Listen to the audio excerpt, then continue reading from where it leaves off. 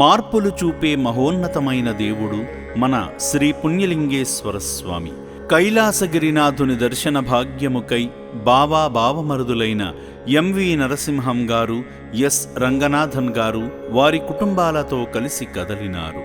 Hyderabad LB Nagar Manjeera heights Chitra layout నుంచి MV Narasimham garu, వారి సతీమణి ఎంవి వైజయంతి గారు మరియు హైదరాబాద్ సరూర్ నగర్ బృందావన కాలనీ బృందావన రెసిడెన్సీలో ఉంటున్న ఎస్ రంగనాథన్ గారు, వారి సతీమణి విజయకుమారి గారు శ్రీ పుణ్యలింగేశ్వర స్వామిని కనులారా దర్శించుకున్నారు. వారి వారి కుటుంబ సభ్యుల పేర్ల మీదుగా శ్రీవత్సస గోత్రనామంతో మరియు ఆత్రేయస గోత్రనామంతో అర్చన జరిపించుకుని గంగాధరునికి నీరాజనం సమర్పించారు. ఆత్రేయస గోత్రోద్భవస్య రంగనాథనామధేస్య విజయకుమారి నామ్ని కృష్ణ చైతన్యనామధేస్య హేమనామధేస్య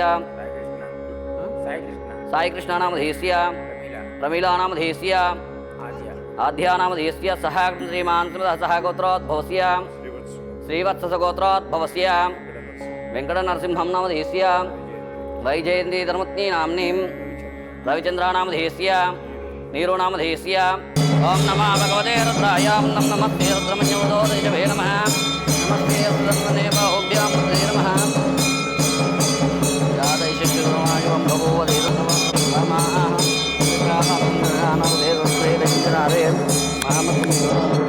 స్వామి అలంకరణకు ధరింపజేసే పుష్పమాలను తాకి ధన్యులైనారు.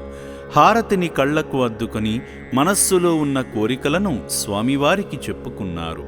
యోగక్షేమాలకై హోమాన్ని జరిపి కడుతున్న పుణ్యక్షేత్రాన్ని దర్శించుటకై ప్రత్యేకంగా ఏర్పరిచిన వ్యానులో వెళ్లి క్షేత్ర నిర్మాణానికి ఇటుకను అందించి జన్మ సుకృత సార్థకతను పొందారు.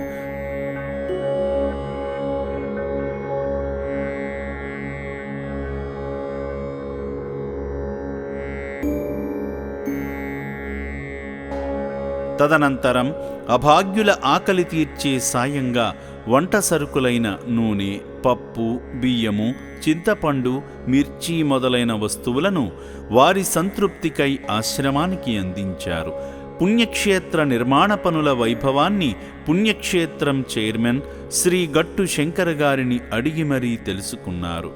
ఆశ్రమమంతా తిరిగి చూసి అభివృద్ధిని మెచ్చుకున్నారు.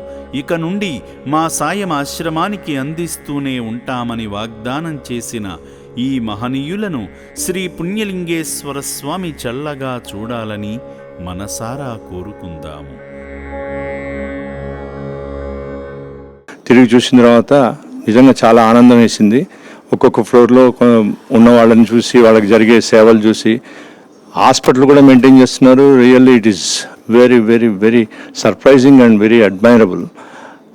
తర్వాత అక్కడ పక్కనే ఒక గుడి కట్టిస్తున్నారు.